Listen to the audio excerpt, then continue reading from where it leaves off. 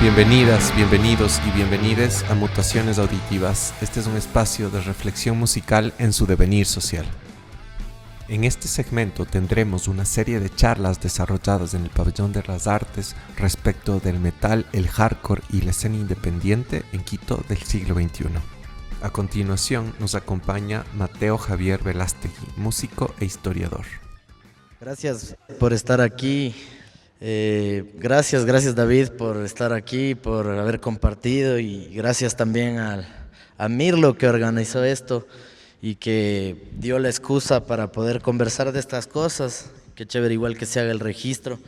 Bueno, yo voy a conversar un poco sobre la propuesta es ver el modelo del rizoma, que eso está en el título de mi exposición.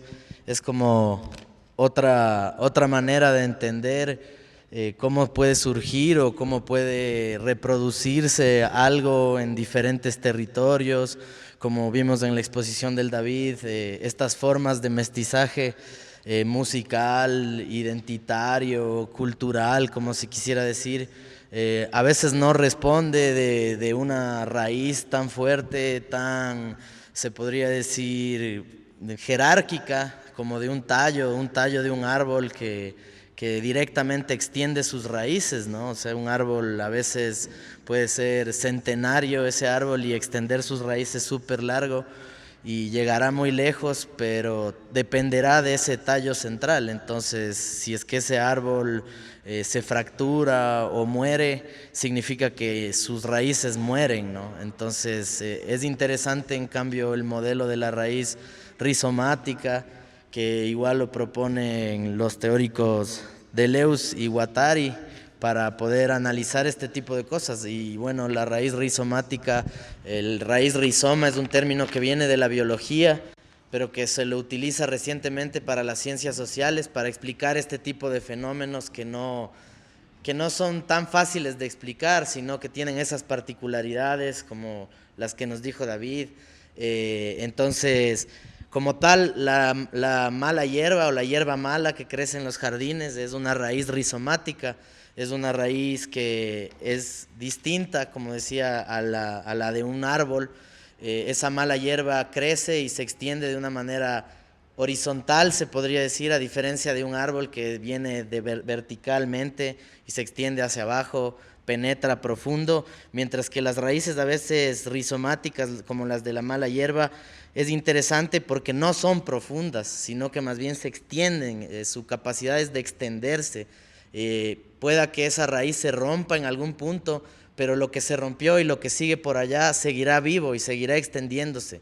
Entonces eso es lo interesante de pensar, claro, los fenómenos sociales desde esta otra entrada de la raíz rizomática, porque no tiene principio ni tiene fin. Otros que son rizomáticos es la maleza, por ejemplo, no solo las hierbas malas, o sino los hongos. Hay hongos que a través de sus conexiones logran tener este tipo de raíz, ¿no? Entonces, a la final, que no tenga ni principio ni fin, significa que es complejo, tiene multiplicidad y además es móvil, se mueve, se adapta. Entonces, por eso para mí es interesante pensar el punk, el metal, el hardcore y estas variaciones en Latinoamérica como desde esta raíz, desde este modelo de pensamiento que en definitiva desafía un poco a todo lo que nos han contado o a todas las formas que hemos estado acostumbrados y acostumbradas de que nos cuenten las cosas. O sea, de aquí viene esto es como el padre, o esto es la madre,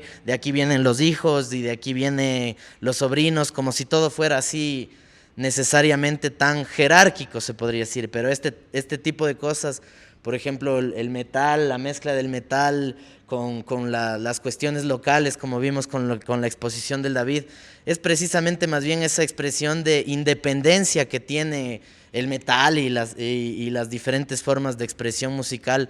Porque, como decía David, había gente que tal vez no le gustaba, que quería que se respete esa raíz jerárquica desde Europa y decir así se hace el metal y así es la única forma de hacerlo, ¿no? Entonces me parecía interesante poder pensar desde esta idea del rizoma cómo se extiende y cómo llega a diferentes lugares de los territorios de Latinoamérica y llega con sus distintas particularidades. Lo mismo pasa en Perú, también llegan a mezclar con algunas cosas, en México con sus propios elementos, instrumentos, con sus particularidades. Entonces creo que igual, más allá de eso, al hablar de una raíz tan múltiple, tan diversa, tan extensa, algo que está incontrolable por ahí, por el mundo, creo que se abre también la posibilidad de hablar que hay varias narraciones, ¿no? Y que comienzan a existir esas narraciones. Es interesante, por ejemplo, el trabajo de Juan Pablo o el de David, porque permiten ser esas voces, comienzan a ser voces para dar dar cuenta de una realidad, ¿no? A veces también hablar dentro del metal es como tener miedo a fallar o a que alguna persona te diga, no, esto está mal, o esto no se debería pensar así, o esto no fue así, si no fue asado. Y eso creo que es precisamente el tema de las narraciones en la historia como tal, y lo principal de la historia o de la memoria y de las narraciones de la misma es que comienzan a cuestionarse, se disputan entre sí. Pero si es que no hay narraciones, entonces no hay nada que se dispute. Entonces creo que eso debería incentivar a que cada espacio, cada grupo comience a narrar lo suyo. O sea, hablábamos con el Canu, con el Mirlo, ahí en una conversación en la radio, y decíamos, a veces tratar de explicar lo local o tratar de explicar lo que está pasando termina siendo como muy generalista y terminas evadiendo otras posibilidades de cachar o de saber que existen otras cosas, ¿no? Y eso es nuevamente lo que decía, las narraciones que están ahí en disputa constante y en cuestionamiento, al menos en el mundo del metal es más cuestionamiento porque hay mucha gente que más se cree como con la capacidad de saber. Entonces es un reto también hablar de metal en un mundo en el que todo el mundo, casi nadie quiere saber o casi nadie quiere hablar de eso. Otra cuestión que se disputa, por ejemplo, hablando del punk sudamericano, es el tema de, recientemente salió un video que decía, no, el punk no nació en Gran Bretaña, el punk nació en Perú, porque había una banda que tenía esta actitud punk, que tenía letras punk, que tenía la forma de tocar, la dinámica, las métricas, los saicos, ¿no? Entonces esa es la narración que ahora se disputa. Mucha gente dice, no, el punk nació en Perú, pero tal vez ni siquiera sea importante dónde nació, sino tal vez lo importante es que sigue vivo y que sigue encontrándose y darse cuenta que más antiguamente que los mismos Sex Pistols y que el nacimiento del punk en Gran Bretaña, existía 10 años antes algo que ya se podría considerar como punk, y creo que eso es lo interesante de que sigan habiendo discusiones alrededor de esto, y sobre todo es la multiplicidad de voces, o sea que haya mucha gente de diferentes lugares hablando de eso, ¿no? Entonces es interesante, tal vez podría ser, no sé, algo como escandaloso como tal, claro, de saber que dentro de la escena metal local, sudamericana y europea, pues existe tendencias políticas tan marcadas con un sistema autoritarista que en nuestro caso, por ejemplo, perseguía precisamente la diferencia, la distinción a los rockeros, y después tienes la oportunidad y te haces de ideología represiva, ¿no? Entonces, pero igual, son voces y en definitiva ocultarlo, negarlo tampoco es responsable. Compensar el mundo desde este otro modelo, ¿no? Que vendría a ser algo no jerárquico. Saber que este tema de ver o de leer el mundo desde un modelo rizomático o saliéndote de las posibilidades que te da solamente ver el tronco grande, es como que se crean rupturas, ¿no? Y comenzar a ver, a hablar de esas rupturas es como comenzar a ver que las escenas igual siguen a pesar de que tal vez ya no haya una figura o que no haya bandas que lograron ser famosas o no. Entonces ese tipo de idea creo que nos puede pensar que algo puede ser roto y que esa rotura o ese resquebrajamiento no necesariamente implica algo fatal o que va a desaparecer o que se pierde algo, sino que más bien, como decíamos nuevamente, las raíces de la mala hierba se rompe y no significa que se acaba, sino que más bien empieza una raíz tal vez más grande que logra abarcar otros lugares, otros espacios, otros climas incluso. Entonces eso a la final la ruptura genera independencia, autonomía y bueno, en el caso de la mala hierba, la capacidad de regeneración. Y creo que eso es interesante porque como veíamos en la exposición del David, esta escena, el movimiento rockero en Latinoamérica y en Ecuador ha sido constantemente atacado, tratado de fragmentar, los pelos cortados, la gente arrastrada, las cédulas omitidas. Entonces, totalmente esa tortura que vivían no hizo que desaparezca, que es lo que ellos querían, sino que más bien le dio la posibilidad de la capacidad de regeneración, que tal vez es algo que se ve en el pelo mismo, ¿no? O sea, te cortan el pelo y bueno, pues volverá a crecer en algún punto, ¿no? A menos que, como yo, ya estemos ya medio del otro lado de la calvicie. Pero bueno, ese es otro tema.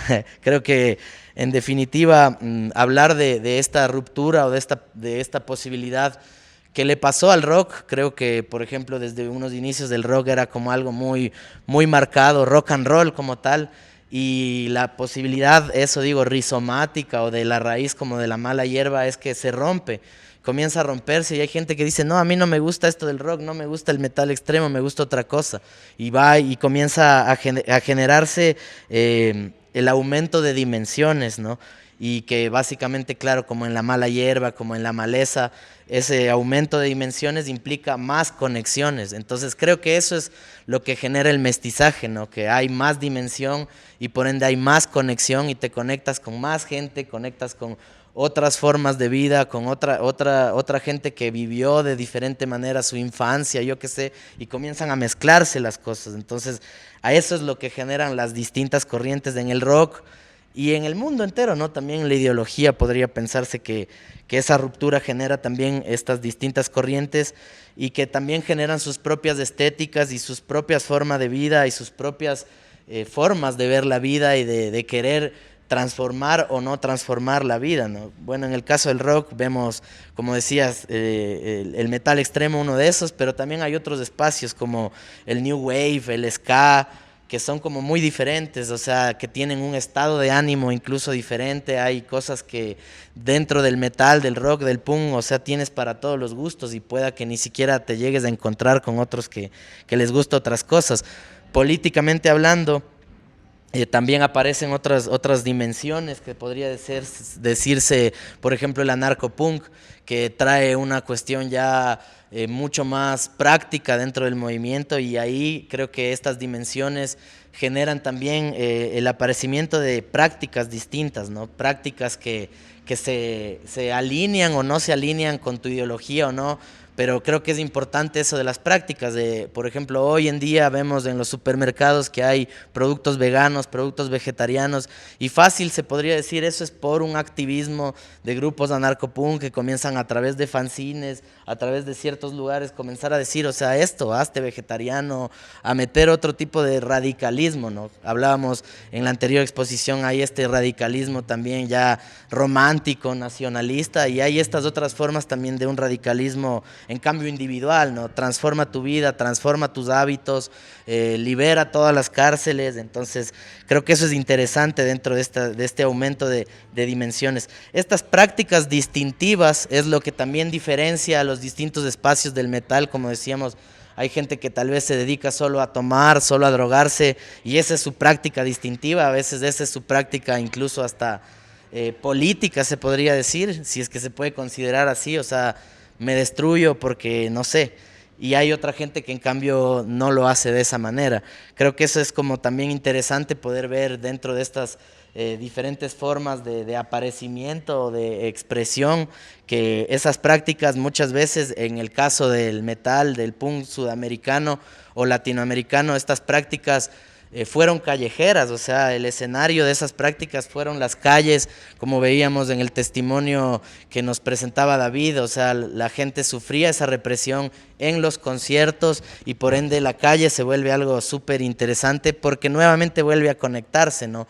La mala hierba no la ves muchas veces en los jardines de una universidad ni en los jardines de la presidencia, sino la ves en la calle, ¿no? En la calle como tal, entre las veredas, asomándose por los adoquines, y ahí es donde puede florecer, ¿no? Donde tal vez menos estorba, pero es interesante poder ver eso.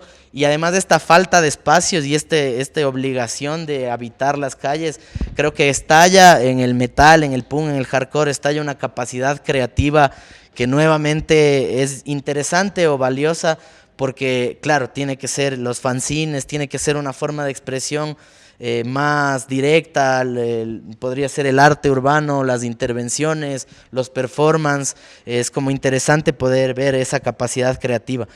Una vez, claro, ahora explicado, no sé si explicado, más o menos compartido esta forma de tratar de ver cómo se extiende eso, creo que podemos ver que existen nodos o que existen bulbos, se podría decir, en la biología de este tipo de raíces de la mala hierba, ¿no? Y es interesante ver en ciertos espacios cómo se estalla con mayor especificidad o con cosas súper interesantes y se vuelve como algo ya que trasciende la mala hierba y se vuelve una gran maleza, algo súper visible, pero que se extendió igual, quién sabe cómo o por dónde llegó. Por ejemplo, la escena en Belo Horizonte, en Brasil, ¿no? Que es interesante cómo entre el 83, entre el 81 hasta el 85 aparecen cosas bandas de iniciativas que logran compartir, bueno, en una misma ciudad, compartir de una manera que resultó siendo muy productiva o muy visible para el escenario capitalista, unos más que otros, pero bueno, en Belo Horizonte estaba pasando que para el 85 se fundan varias bandas casi en ese mismo año, ¿no? Mutilator, Holocausto, Sarcófago, que es la que tiene la camiseta el David, se fundan en el año 85, mientras que la conocidísima banda Sepultura se funda en el año 84. Entonces ahí vemos un ejemplo de ese nodo que surge de repente en Belo Horizonte. Quién sabe cómo llegó, tal vez.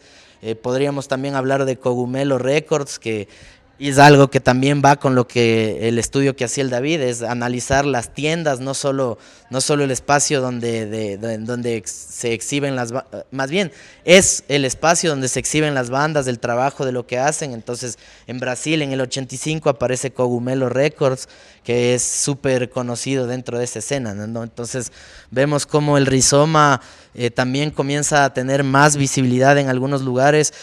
Otro ejemplo en el caso del metal es como la escena del death metal en Florida, en la zona de Tampa, donde ves bandas muy famosas que aparecen en la misma década de los 80s, igual que en Brasil. Entonces Death, por ejemplo, la famosa banda aparece en el 83, Deicide en el 87, Massacre en el 84, Morbid Angel en el 83 y Obituary en el 84. Entonces a la par aparece un sello, un discográfico que se llama Morris Sound Recording. Entonces eso surge en el 81 y vuelve a ser un espacio donde como que se forja, ¿no? Comienza a ver esta convivencia y comienza a aflorarse bastante esta raíz.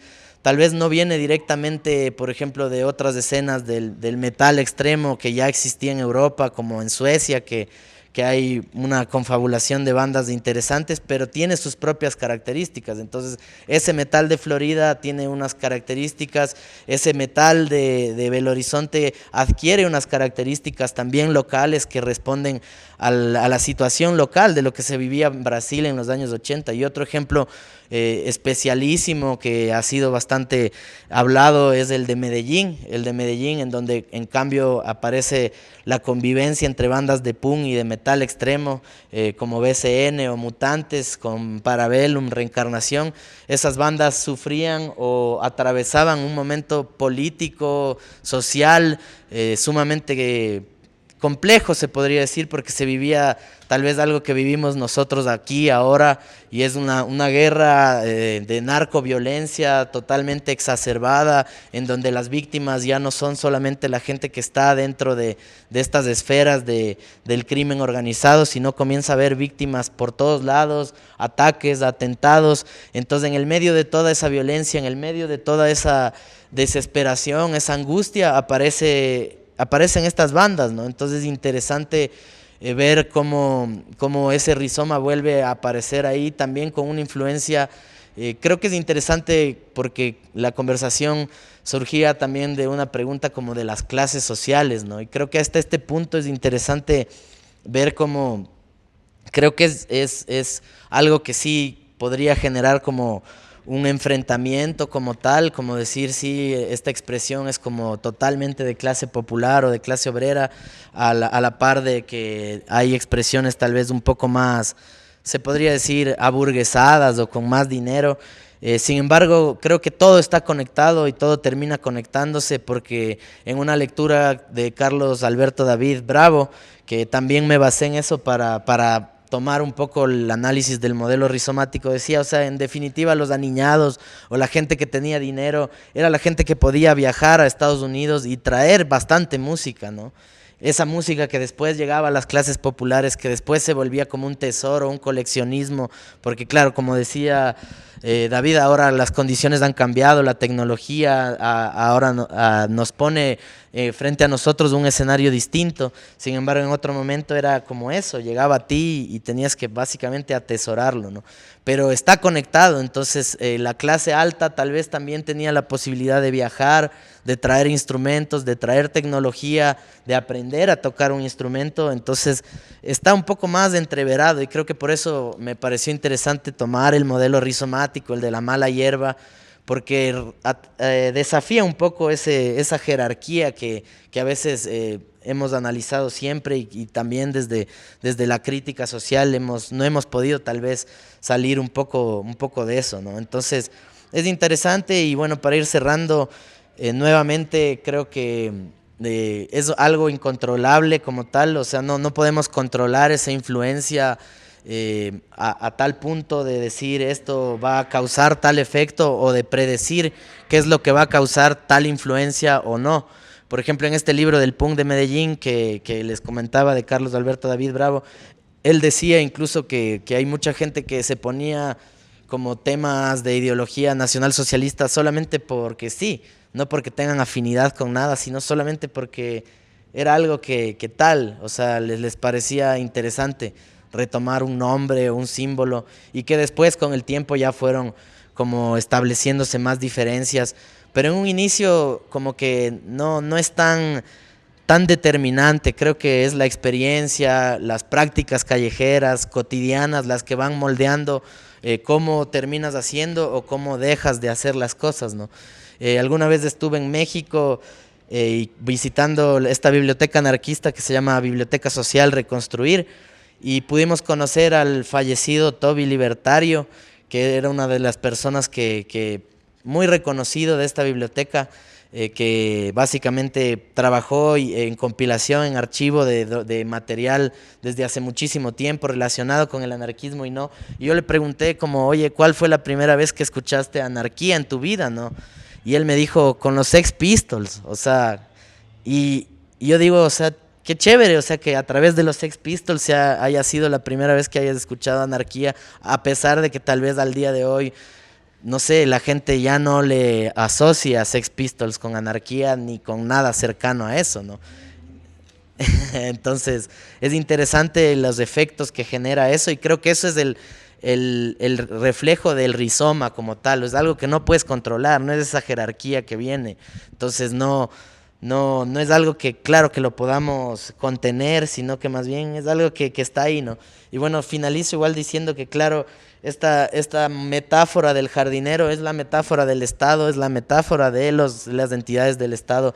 Es ese jardinero que quiere tener su jardín perfecto, que le molesta que exista mala hierba, porque se dañan sus plantas compradas, yo qué sé, porque la mala hierba, precisamente una de las características de la mala hierba es que su presencia no fue pedida ni es deseada, ¿no? Entonces creo que el metal, el hardcore y el punk siempre está como pululando un poco en eso, ¿no?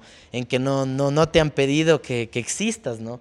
Y sin embargo existimos, y tal vez seguiremos existiendo, ¿no? Entonces es interesante poder ver así, y estos nódulos o estos lugares que veníamos hablando pueden ser entendidos eso como las galladas, como los parches, como las bandas, y se expresan eso a través de los fanzines, de los espacios colectivos, de la generación de este tipo de conversaciones, a la cual agradezco también a Mirlo por haber hecho esto. Y cojo una cita de Carlos Alberto David Bravo en este libro lanzado del 2021, que de hecho tiene este mismo título, llamado Mala Hierba, el surgimiento del punk en el barrio Castilla de Medellín. Esto fue un trabajo del año 2021, entonces reciente, está bacano, si lo pueden encontrar, sería bacán. Y bueno, esta cita dice: la cultura musical de una localidad, de una región o de un país no se restringe. Por suerte, este tipo de producción de clara o supuesta procedencia local, sino es mucho más variada que las tan mitificadas raíces. Esto no es todo para la vida musical o cotidiana, que incluso poseen la mínima importancia. No todo lo que se considera propio procede de la tradición, o al menos de la tradición tal como habitualmente entendemos el contexto, ya que si etimológicamente tradición implica transmisión, nada nos impide entenderlo también de una manera horizontal. Entonces eso es lo que es, y creo que más allá de pensar que esto ya está dicho, al menos la historia del punk, del metal, del hardcore en Quito, en Latinoamérica, es más bien una carta de invitación. El trabajo que ha hecho Juan Pablo, que hace David, es una carta de invitación a seguir trabajándolo, a seguir expandiendo esos universos. Muy interesante también lo que se escribió sobre la experiencia de colectivos o iniciativas como Alarma, que ha sido importante en el mundo del hardcore, y también sobre el metal extremo. Entonces, nada, pues a seguirle dando y a seguir construyendo memoria e historia.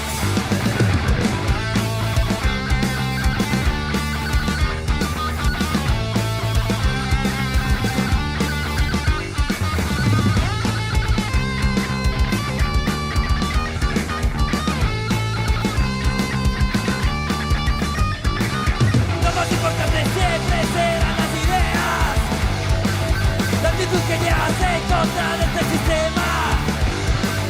No eres alguien por ponerte botando chaquetas. El mundo es más que vacilar una puta.